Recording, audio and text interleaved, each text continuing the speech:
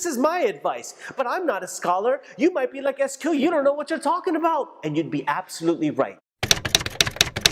Assalamu alaikum, another episode of Ask SQ. You ask, I respond. That's how this thing goes. And if you're new to this channel, consider subscribing. We talk about a lot of taboo Muslim topics and they all serve as an iman booster. So let's get into this question. Alaikum, brother, I'm a revert to Islam, alhamdulillah. Before we even go further, mashallah, may Allah subhanahu wa ta'ala bless you. Welcome to this beautiful family. Welcome to this beautiful brother and sisterhood, inshaAllah. And inshaAllah, people are treating you well and they're being very comforting and warming and welcoming, of course, inshaAllah. I've recently started doing my 5 daily prayers, which I'm so happy about. I'm so happy that you just became a Muslim, mashallah, and you're already obeying Allah and trying your best to read all 5 of your prayers. I know people who are Muslim born into this and they still don't read it. So good for you, mashallah. Absolutely very proud of you, alhamdulillah. I'm trying to follow Islam the way it's meant to be followed, but I have a problem. Obviously, why else would you be hitting me up? Let's see what this problem is. I don't think it's good that I get excited to read people's problems. Is that a good thing? I don't know. Maybe it is. Maybe it is. All right. I'm married to a man who doesn't follow Islam, meaning he's not a Muslim. And this wasn't an issue for me when we got married. Of course it wouldn't be an issue for you. You never saw the future. You never anticipated becoming a Muslim. So why should you have had a problem with this? And this is advice for all of those who are seeking and searching for a companion or to be married. Never think that you should marry someone with the short-term goal in mind of how they are right now. I want you to give yourself some wiggle room. Think about the fact that, well, what if I become a different person? What if I, in a few years, become more religious or wanting to practice Islam more? Shouldn't I have a spouse who is thinking along the same lines, would want to become more spiritual with me as I move forward? But if the spouse is not interested in becoming more spiritual with you along the path and joining that journey with you, then I don't think it's a good idea, because you're not thinking as a long-term marriage, you're just thinking that it's a fling.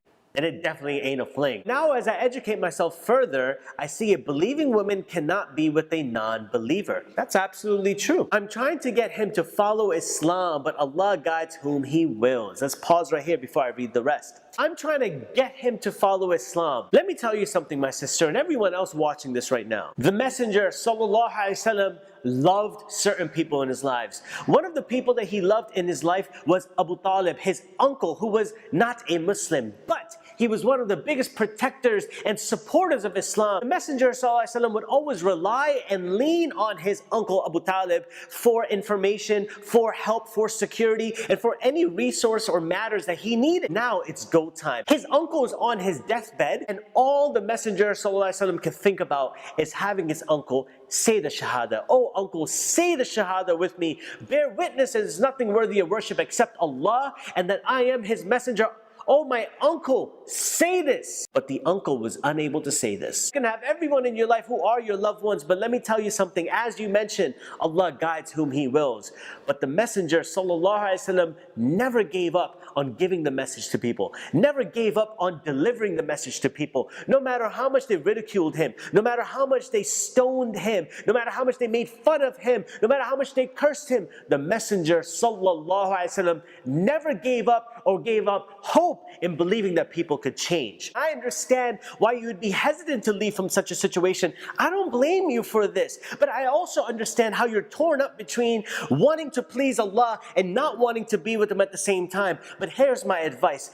Give him some time. Give him an opportunity to change. You're messaging me saying that you have a sister who is encouraging you and telling you to leave him and do all this sort of stuff. You have to relax in this sort of situation. What kind of toxic taste are you going to put in his mouth, in his life, about what Islam does? If Islam is breaking up his family, Islam should never break up your family. Islam is designed to draw you closer to Allah. How can Islam break up your family? If Islam is breaking up your family, if Islam is pushing people out of your life, pushing your loved ones away from you, you're practicing Islam incorrectly. That's on you. That's your weak and limited understanding of what Islam is. You gotta remember that Islam is something that is gradually a process that changes in your life. Long-term changes take time. If you want to have a long-term, sustainable relationship with your husband, and inshallah would like for him to be a Muslim, give him some time.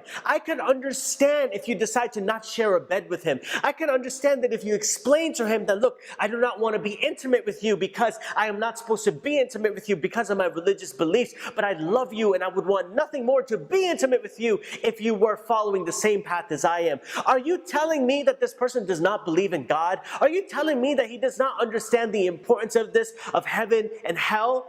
Believe me, he loves you. He loves your children. He is going to change for the sake of Allah, but it takes time. You can't rush situations like this. A person who's telling you to leave him, they don't really care about you. They might think they're caring about you, but they're not advising you with wisdom. These things take time. The same way you took time to study and become a Muslim, but you probably knew that you were already a Muslim for a long time ago. It takes time for people to change. So this is my advice, but I'm not a scholar. You might be like SQ, you don't know what you're talking about, and you'd be absolutely right. But I'm here to let you know that if you would truly love your husband and truly want him to see a positive, good, pure image of Islam, which it is, give him some time. Refuse the bed with him.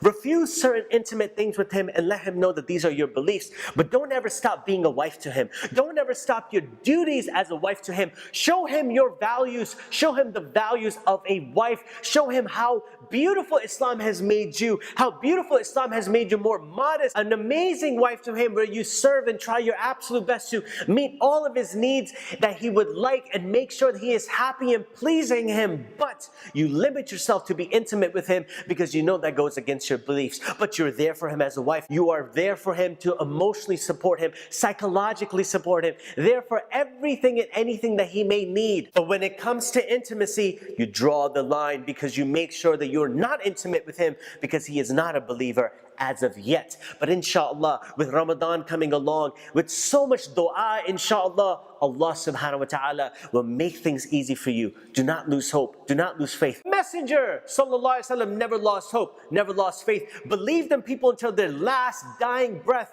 Who are you and I to believe that someone won't change?